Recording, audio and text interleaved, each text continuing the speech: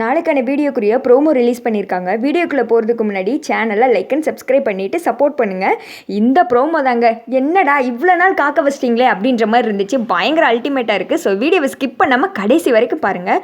First சீனில் வந்துட்டு சிதம்பரம் பேசிட்டு போகிறாங்களே, அந்த சீன் தான் காமிச்சிட்ருக்காங்க.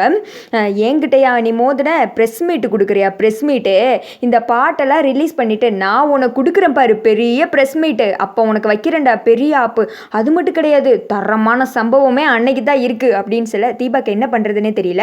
ஒரு மாதிரி வந்துட்டு அழுதுகிட்டே ஃபீல் பண்ணிட்டு நின்றுட்டு இருக்காங்க. சிதம்பரம் வர்ட்டா அப்படின்னு சொல்லிட்டு அங்கேருந்து கிளம்ப கார்த்தி வந்துட்டு அப்படியே வந்துட்டு சேரில் உட்காந்துடுறாரு பதில் பேசாமல். அப்போ வந்துட்டு ராஜா சொல்கிறாரு, என்ன மாப்பிள்ள இந்த மாதிரி ஆயிடுச்சு, பல்லவி நமக்கு பாட வருவாங்கன்னு சொல்லிட்டு நம்ம எவ்வளோ சந்தோஷமாக இருந்தோம், எல்லாத்தையும் ரெடி பண்ணி வச்சுருந்தோம், அப்போ எப்போ வேணா பாட வருவேன்னு சொன்னது இந்த ஆளை மைண்டில் வச்சுக்கிட்டு தானா, இதுங்க கூட கூட்டு சேர்ந்துக்கிட்டு தான் பல்லவி இப்படிலாம் பண்ணியிருக்காங்களா அப்படின்னு சொல்ல கார்த்தி எதுவுமே பேசலை, அமைதியாகவே இருக்காரு.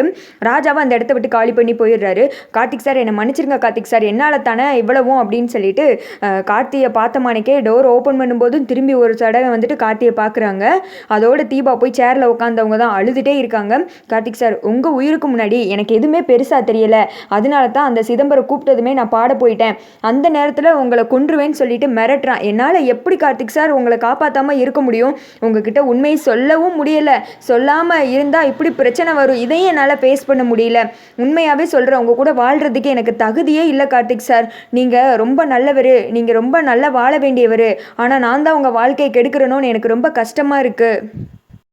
இப்போ வந்துட்டு நான் உங்ககிட்ட நான் தான் பல்லவி, இந்த மாதிரி ஒரு சூழ்நிலையில் தான் நான் சிதம்பரத்துக்கு பாடி கொடுத்தேன் அப்படின்னு நான் சொன்னேன்னு வைங்க, அந்த பாடி கொடுத்த விஷயத்தை விட நான் தான் பல்லவின்னு சொல்கிறது தான் உங்களுக்கு மிகப்பெரிய அதிர்ச்சியாக இருக்கும், அதோடு நீங்கள் நொறுங்கியே போயிருவீங்க சார், அதை வந்துட்டு என்னால் பார்க்க முடியாது, நீங்கள் கஷ்டப்படுறத பார்த்துட்டு பேசாமல் நான் உயிரோடு இருக்கிறதுக்கு நான் சாகிறதே எவ்வளவோ மேல் அப்படின்ற மாதிரி முடிவெடுத்துடுறாங்க. அந்த சைடு கார்த்தி வந்துட்டு பல்லவி இப்படி பண்ணிட்டாங்களே அப்படின்னு சொல்லிட்டு அப்செட்டில் இருக்காரு. இங்கிட்டு வந்துட்டு தீபா, இதுக்கு மேலே நான் உங்களை பார்த்து மேலும் மேலும் உங்களை கஷ்டப்படுத்த விரும்பலை, இனிமேல் வர்ற பிரச்சனையை என்னால் ஃபேஸ் பண்ண முடியாது, நான் கண்டிப்பாக வந்துட்டு சாக போகிறேன் அப்படின்னு சொல்லிட்டு அந்த ரோஸ் கலர் ஹேண்ட்பேக் ஒன்று இருக்குல்ல எப்போவுமே போட்டு சுற்றுவாங்களே, அதை தூக்கி போட்டு விருட்டுன்னு மாடி கிளம்புறாங்க. அங்கே வந்துட்டு சுற்றி முற்றி யாராவது இருக்காங்களான்னு பார்க்குறாங்க, யாரும் இல்லை, குதிச்சிருமா அப்படின்னு தான் இருந்துச்சு.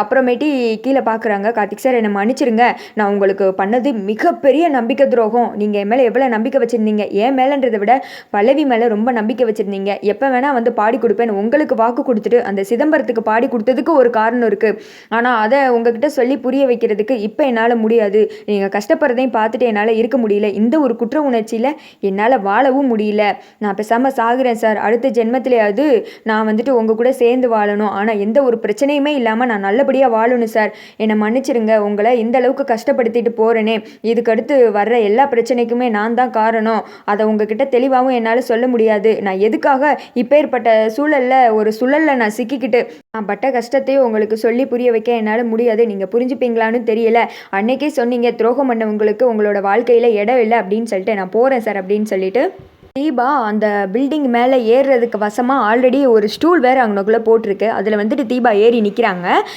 ஹேண்ட்பேக்கோடையே சேர்ந்து மேலே இருந்து கார்த்திக் சார் அப்படின்னு சொல்லிட்டு கீழே வந்துட்டு டம்முன்னு குதிக்க போகிறாங்க. அதோடு பார்த்தீங்கன்னா ப்ரோமோ வந்துட்டு முடிஞ்சிருது. எப்படியும் வந்துட்டு கார்த்திக் காப்பாற்ற போகிறதில்ல, அந்த இடத்துல ராஜாவாக இருக்கலாம், இல்லைனா வேறு யாராவது கூட சம்திங், எனக்கு தெரிஞ்சு ராஜாவை தான் இருக்கா அதிக வாய்ப்பு இருக்குது, ஆஃபீஸில் ஒன்றையும் அவங்களுக்கு வந்துட்டு இந்த உண்மை தெரிஞ்சு அது மூலயமா Karthik sir Deepa husband and ஒய்ஃபுன்னு தெரிய வரலாம், அப்படி இல்லாட்டி கார்த்தியே கூட வந்து காப்பாற்றுற மாதிரி கூட சீன் இருக்கலாம். நீங்கள் இந்த சீனை பொறுத்தளவுக்கு யார் வந்து காப்பாற்றுவான்னு நினைக்கிறீங்க அப்படின்னு சொல்லிட்டு மறக்காமல் கீழே கமெண்ட் பாக்ஸில் கமெண்ட் பண்ணிடுங்க.